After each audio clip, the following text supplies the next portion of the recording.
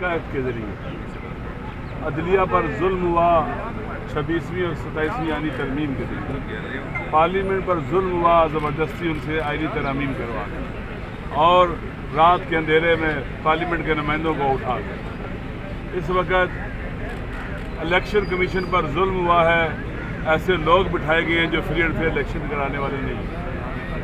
پاکستان کے عوام پر ظلم ہو رہا ہے، ان کی زمینوں پر قبضے ہو رہے ہیں، ان کی ثروت جو صدیوں سے ان کے پاس تھی، ہزاروں سالوں سے تھی، ان سے چھینی جا رہی ہے۔ ناامنی کا ظلم، بے روزگاری کا ظلم، معاشی ظلم، سماجی ظلم، ہر طرف ظلم و بربریت ہے۔ اللہ نے ہمیں کہا ہے کہ تم نے ظلم کے مقابلے میں سر نہیں جھکانا۔ جو آدمی ظلم کے آگے سر جھکائے گا وہ مجرم ہے خدا کا، اور خدا اس کو سزا دے گا۔ لہٰذا ہم اس ظلم کے آگے کبھی سر نہیں جھکائیں گے، اور ظلم کا مقابلہ، ظالم کا مقابلہ جب کیا جاتا ہے، سر اٹھایا جاتا ہے تو پھر پیچھے ہٹتا ہے۔ اگر آپ سر جھکائیں گے اور ظلم کریں گے۔ اس نے رات کے وقت لائٹیں بجھا کے گولیاں ماری ہیں، پھر دن دیہڑے گولیاں مارے گا۔ لہذا ظلم کے مقابلے میں جو بھی جھکتے ہیں، پھر آپ کے گھروں میں بچوں کو مارے گا، پھر ان کو دیکھا آپ نے۔ لہذا ظالم کا مقابلہ کرنا ہم سب کی ذمہ داری ہے۔ اللہ نے ہماری ڈیوٹی لگائی ہے، ہم پر فرض قرار دیا اللہ تعالیٰ نے اپنی کتاب ہدایت میں۔ ہدایت کا راستہ، صراط مستقیم کیا ہے؟ ظلم کے مقابلے میں باہر نکلنا ہے، ظلم کے مقابلے میں فریاد بلند کرنی ہے، ظلم کا مقابلہ کرنا ہے، ہر حال میں جہاں بھی ہو ظلم کا مقابلہ کرنا ہے۔ اور انشاءاللہ عوامی جدوجہد کے ذریعے، عوامی طاقت کے ذریعے، عوامی طاقت کے ذریعے، عوامی جدوجہد کے ذریعے، پرامن جدوجہد کے ذریعے 24-25 کروڑ کے مقابلے میں یہ مٹھی پر ظالم کچھ بھی نہیں ہے۔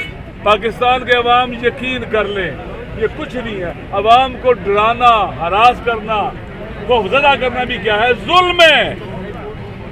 لہذا ہم نے خوف کی فضا کو توڑنا ہے، یہ ظلم کے مقابلے میں سر اٹھانا۔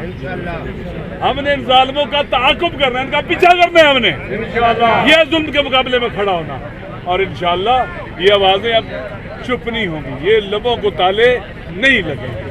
ہم دیکھ رہے ہیں، ہم سن رہے ہیں، ہم سمجھ رہے ہیں، یہ جو استثناء دیے گئے ہیں یہ قرآن کے بھی خلاف، سنت کے خلاف، آئین کے خلاف، دنیا کے جو عرف ہے جمہوری اس کے بھی خلاف ہے۔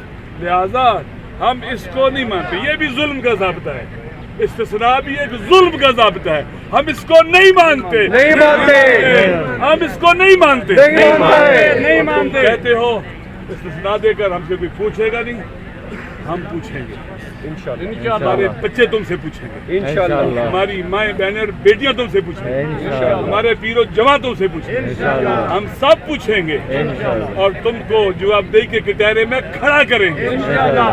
اور انشاءاللہ العزیز اگر کوئی یہ سوچتا ہے ہم ڈر جائیں گے، تو ڈرنا بھی کیا ہے؟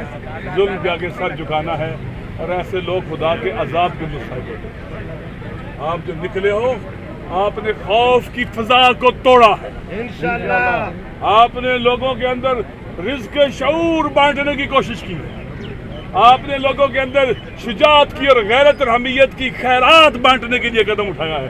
انشاءاللہ حق جیتے گا، باطل ہارے گا، مظلوم جیتیں گے، ظالم ہاریں گے، جھوٹے ہاریں گے، سچے جیتیں گے انشاءاللہ۔ اور جیت ہمارا مقدر ہے، ہم میدان میں حاضر ہیں، جب تک ظلم ہے ہم میدان میں حاضر رہیں گے اور ظلم سے ٹکراتے رہیں گے انشاءاللہ۔